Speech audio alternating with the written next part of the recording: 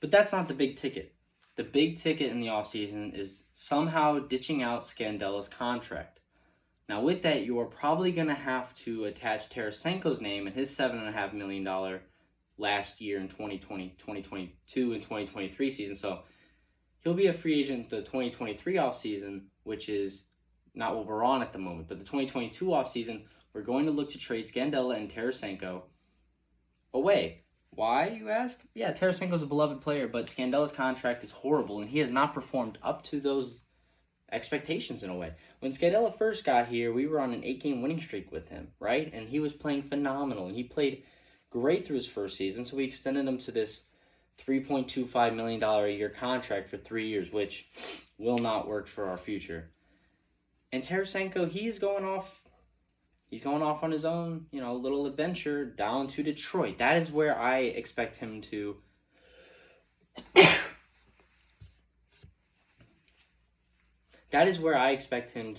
be traded off to. I think Detroit would be a perfect destination for Scandella, Tarasenko, 2 first-round picks, a third-round pick for Dylan Larkin, the Detroit Red Wings center, and former Blue Oskar Sundqvist. I think Sundqvist is a perfect piece, and I don't know why we traded him in the first place, so let's get him back. Dylan Larkin is in the same situation as Tarasenko, however, but more on Dylan Larkin later. Dylan Larkin is a generational talent. He is a generational talent. My dad loves him. He's a very fast skater, a lot like Kyrou, except for he can play center a lot better than Kyrou. Kyrou's kind of moved to the wing position.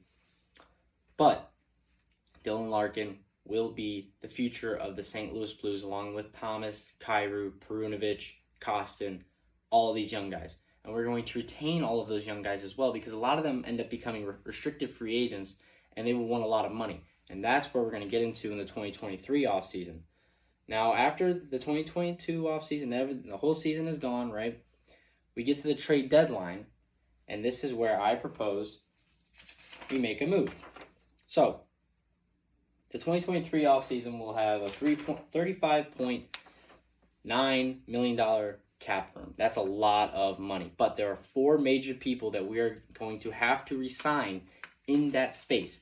It'll be Robert Thomas, Jordan Kyrou, Ryan O'Reilly, and Ivan Barbashev. All 4 of those guys we need to retain. Unlike the 2022 offseason where we did not need to retain them, this offseason we do. And we have the cap space to do it, and the projected cap space, we have the 11th largest in the NHL during the 2023 offseason. So we'll sign O'Reilly to a smaller year contract, but still he'll make $7 million a year, 3 years, $21 million a year.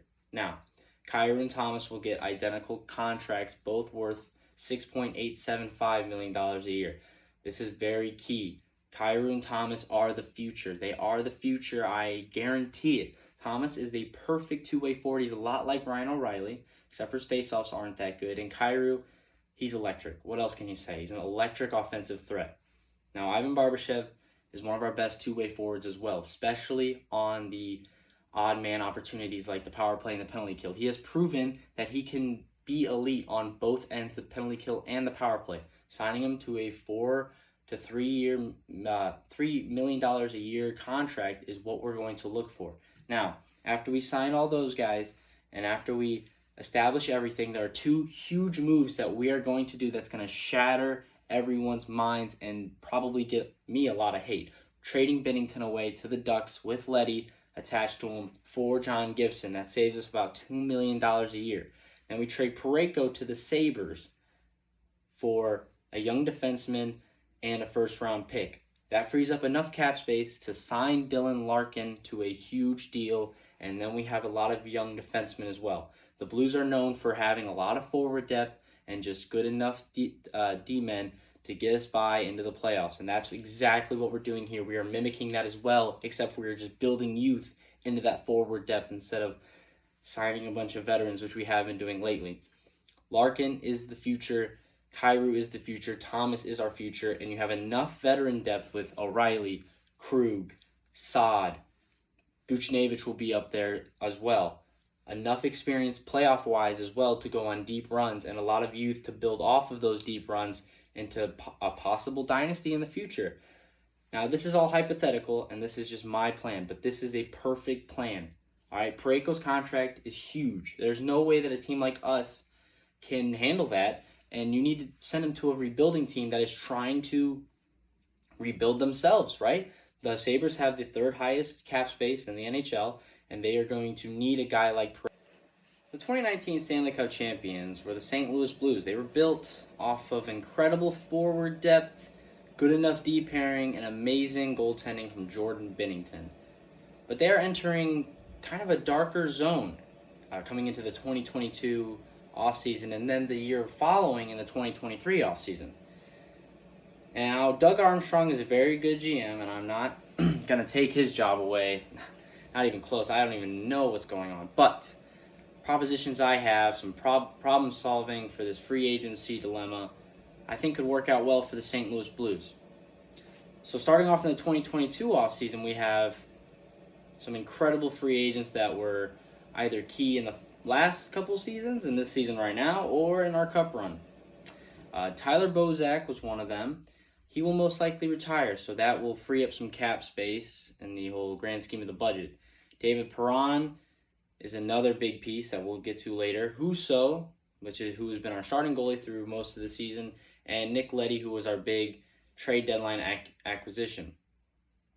So with these free agents, Husso in particular will want a lot of money because of how he performed this year.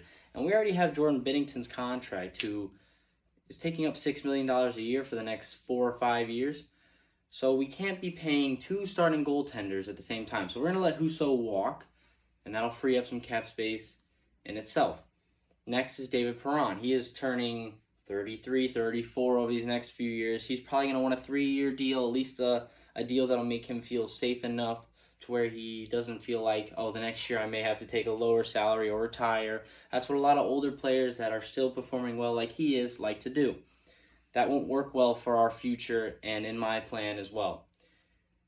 So David Perron is another way we're going to save some money and just let him walk as well. Nick Leddy, however, will be signed to a 2-year, $4 million contract. And this is just the ideal offseason, all right? This is the ideal offseason, the perfect, realistic offseason that the Blues could have in this 2022 season. Now, if we sign Nick Leddy to a 2-year, $4 million contract, we'll still have around $7 million left in cap space. And cap space is just kind of how much money you can spend on free agents without going over the cap limit and getting a penalty. That's just kind of how most sports work except for the MLB, who doesn't really have a cap space, which is kind of dumb. On top of that, we have loads of depth pieces, I guess, in this free agency pool, at least in our budget as of right now, after the Nick Leddy signing.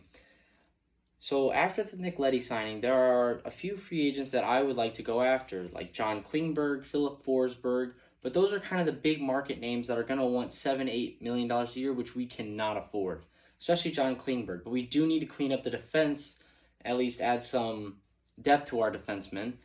So the first person we are going to sign is a right-handed defenseman, all right? His name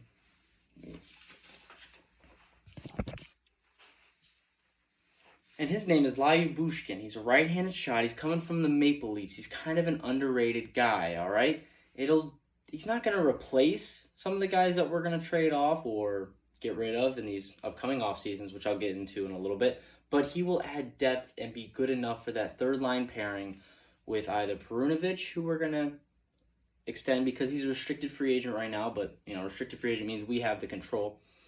Or he may blossom into something big because he is a young defenseman. He could be that cornerstone defenseman that we've been looking for. Now, on the winger side of things, we are going to lose Perron, but there's a 28-year-old. His name is Evan Rodriguez. They call him E-Rod. He comes from the Penguins. He will fill that left wing role very nicely as we kind of give more minutes to our younger guys like Kyrou Thomas on the wing, maybe even Barbashev as well. And E-Rod will fit that second to third line action that Perron would normally fill in, except for this time he comes in a lot cheaper of a price and a lot younger of an age. So we'll have him for, in my opinion, 4 years, $14.5 million. And now after we sign those guys, right, and we deal with our restricted free agents, we'll have around a little over $1 million left in cap space. And that's perfect. That's all we need, because going to the next offseason, we'll have around $35 million in cap space. But the projected lineup after the 2022 offseason looks very, very deep. We're going to have